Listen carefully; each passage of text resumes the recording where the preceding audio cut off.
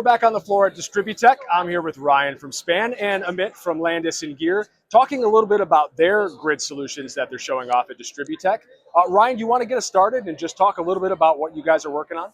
Yeah, absolutely. So as load growth continues to increase across the kind of the North American utility landscape, one of the constraints is really around the optimization of the local distribution system and the required infrastructure necessary to support that load growth. And so at SPAN, we've been developing solutions to aid in electrification, reducing some of those infrastructure costs and improving the customer experience in the process. And so we just announced our SPAN Edge solution, an intelligent service point, which enables faster and more cost-effective deployment of the SPAN firm service limit and dynamic service limit capabilities in partnership with Landis+Gyr. And I'll let Amith speak a little bit to the capabilities of the Landis solution.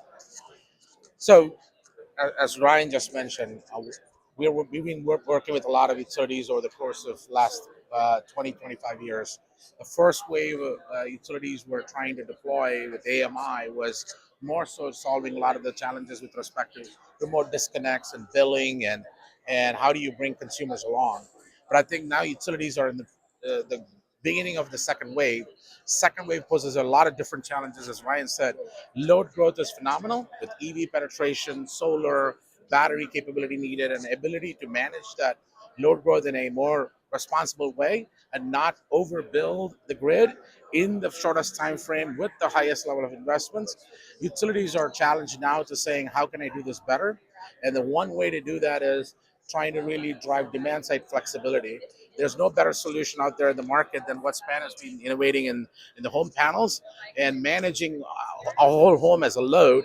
And that now we have brought in and integrated with AMI, which enables a lot of utilities to really drive flexibility in a totally different way with a guaranteed capability so that they can plan for a more resilient grid. You guys, I'm sure, have had conversations with customers out here at DISTRIBUTECH. What has their reaction been to trying to make sense of all these disparate data points on these distributed resources further and further out on the grid edge?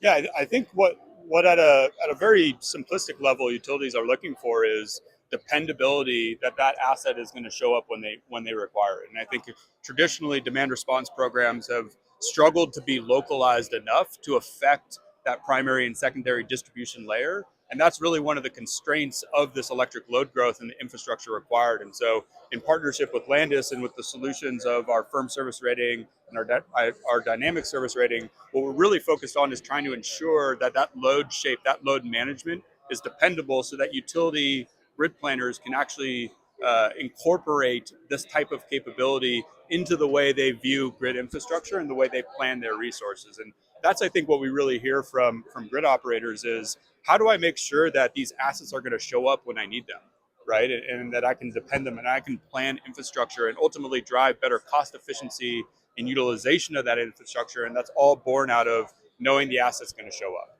Amit, how do we trust data?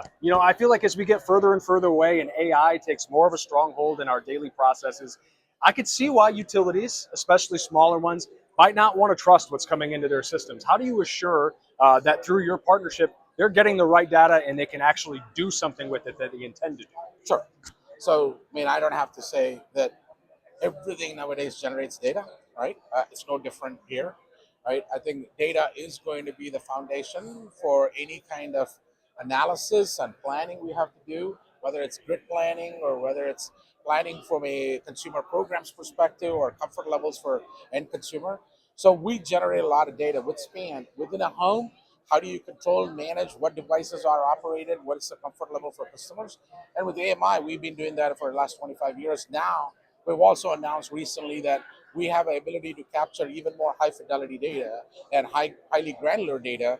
That, in combination with what SPAN does inside the house, opens up a brand new, a lot of possibilities for utilities now to plan new programs, new type of rate structures, understand how the grid congestions are going to happen and how they will be able to handle it. Now, the question you asked is, how does the utility plan for this? I think utilities will be surprised to know that we're not going to push every data to inundate them and how they use it. the way we have structured our partnership is there are things you may have to do at the edge and localize, as Ryan said. There is data for that. Then there are data which you need in a subset of it. You want to bring back and look at it holistically at a grid level or any asset level in the grid. That we bring back, which really is of value because utility already does that at a very less granularity now. We're just increasing that granularity and giving them a more visibility into what is out of the possible in different use cases and challenges that they could solve. Ryan, classic 1 to 10 scale. How important are aggregating these distributed resources in a logical and seamless way to the grid that we're building right now? How important is it to the total equation? Yeah, I mean, I think it's a 10. As we look at the projected load growth and the projected infrastructure spend to support that load growth, the distribution system infrastructure has now eclipsed 50% of that projected spend. And so if we don't come up with solutions that can more cost effectively, more efficiently address the infrastructure needs of the future of the grid, we're going to bear an enormous amount of cost, unnecessary cost from our perspective, ultimately driving energy affordability issues and regulatory constraints and kind of knot holes. So I think it's a meaningful issue that fortunately through our partnership we've developed technology solutions that starts to really address that that pain point. How important are these collaborations? I feel like this is a place where people cross over from their silos and find a partner that's willing to take their goals to the next level. Have you felt that sentiment across the industry here at DistribuTech?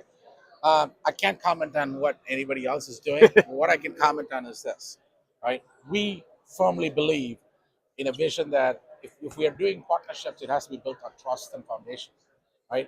And we have to be a trusted partner means we have to make investments on both sides, whether it's people or money or a joint product development. And I think we found that in SPAN, and we have put a lot of effort into what was an idea about a year ago into bringing a product in the fastest way here, right? So we're so proud of being partners in this. And I think we have a unique solution to help utilities solve the challenges for the next 15, 20 years.